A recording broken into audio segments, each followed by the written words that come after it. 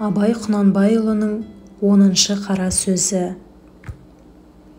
Біреулер Құдайдан бала тілейді. Ол баланы не қылады? Өлсем орнымды бассын дейді. Артымнан Құран оқысын дейді.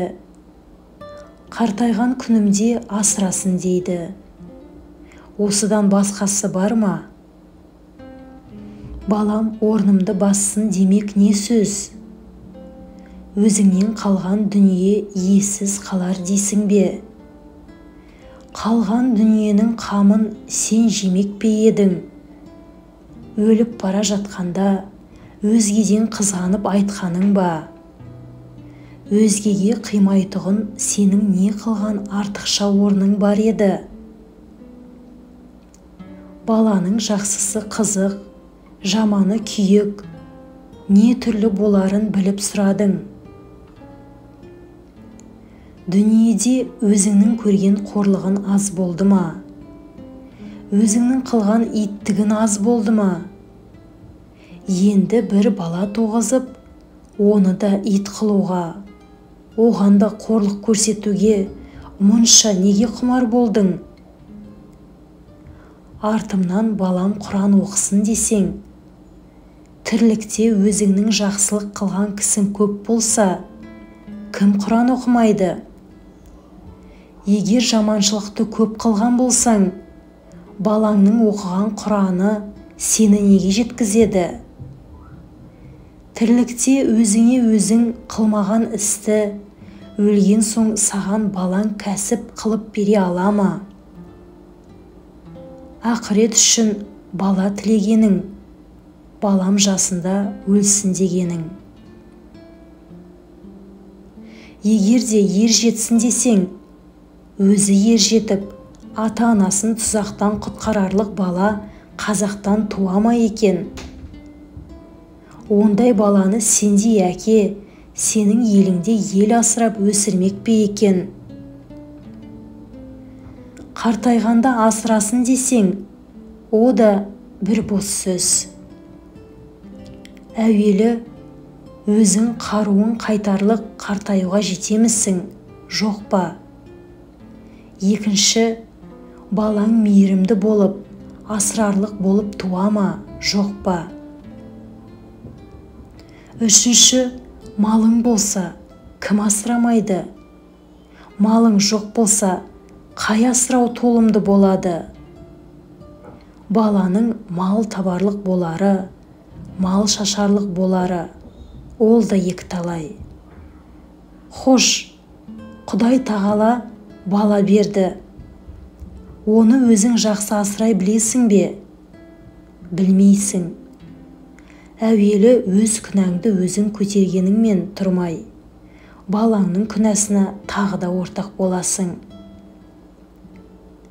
Әуелі балаңды өзің алдайсың. Әне, оны берем, міне мұны берем деп. Басында балаңды алдағаныңа бір мәз боп қаласың. Соңыра балаң алдамшы болса, кімнен көресің?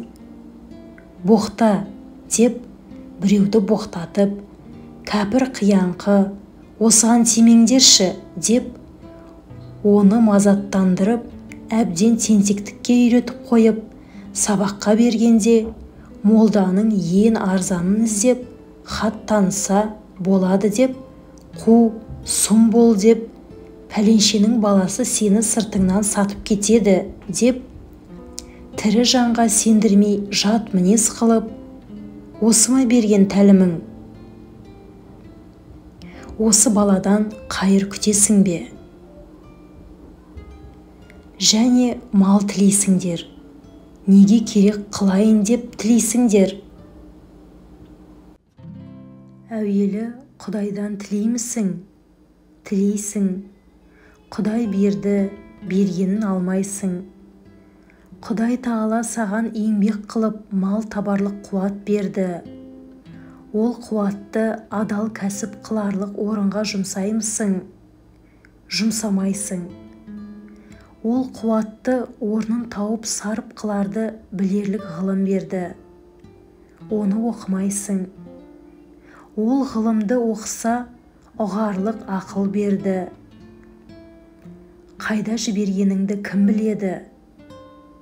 Ерінбей еңбек қылса, түңілмей іздесе, орнын тауып істесе, кім бай болмайды? Оның саған керегі жоқ.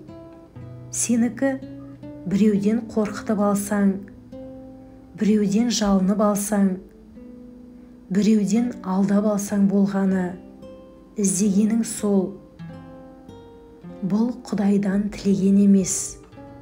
Бұл абыройын, арын сатып, адам жаулағандық, тіленшілік. Хош, сөйтіп жүріп ақ мал таптың, байдың. Сол малды сарып қылып, ғылым табу керек. Өзің таба алмасаң, балаң тапсын. Ғылымсыз ақырет те жоқ, дүние де жоқ. Ғылымсыз оқыған намаз, тұтқан ораза, қылған хаж, ешбір ғибадат орнына бармайды. Ешбір қазақ көрмедім, малды иттікпен тапса да, адамшылықпен жұмсаған.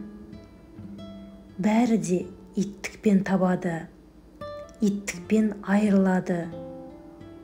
Бейнет, күйігі, ызасы, сол үшеуінен басқа еш нәрсе бойында қалмайды. Барында баймын деп мақтанады.